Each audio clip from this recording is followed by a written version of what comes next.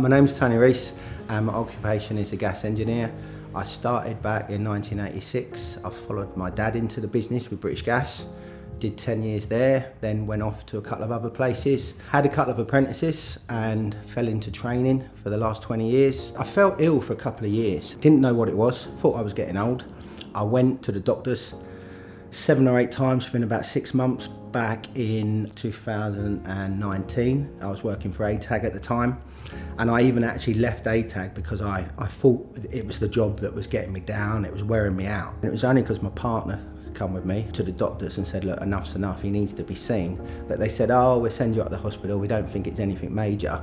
And once I finally got in the hospital, that's when they found this sort of tumour that was nearly 10 centimetres long, blocking 90% of my rear passage. So yeah, it was quite a shock. And then after that, I switched to the Marsden and was on a treatment plan for 2 years. The gaming bus was sort of set up. I was in the Marsden one day having the chemo rigged up to it, and I was looking out the window and I could see kids going in and out of sight, what I thought was a side door.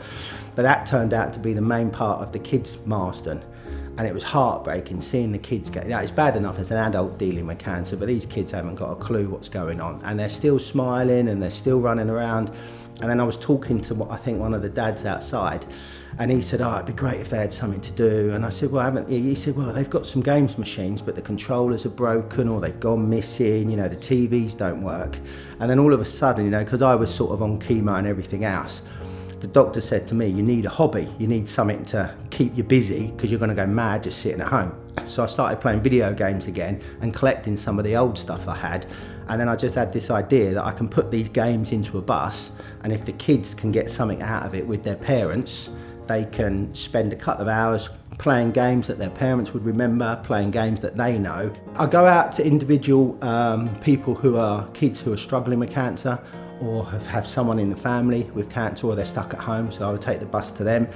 I also take the bus to some football charity events. I've managed to raise some funds by taking it to car boot sales and selling off a few bits and pieces like gaming stuff that I didn't need for the van. And it just gets seen, you know, we put the Marsden banners up, we take the tin with us, and people donate as we go around. Oh, I'm proper old school, I'm a proper arcade boy, so anything Sega, Hang On. I like yeah, Pac-Man from the very start. My earliest memories were sitting down at the Gas Club in Epsom back in about 1981-82 when Space Invaders first come out, playing there. My dad would just pile me with 10p's to stay out of the way while he played snooker, and that's where I think I got it from. Just wanted to play arcade games non-stop. It's just putting a little bit back, and it puts smiles on people's faces.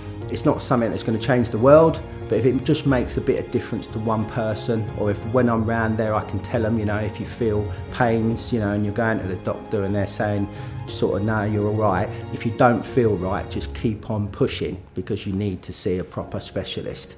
And if it saves one person or helps one person not have to go through what I think I've been through, then happy days.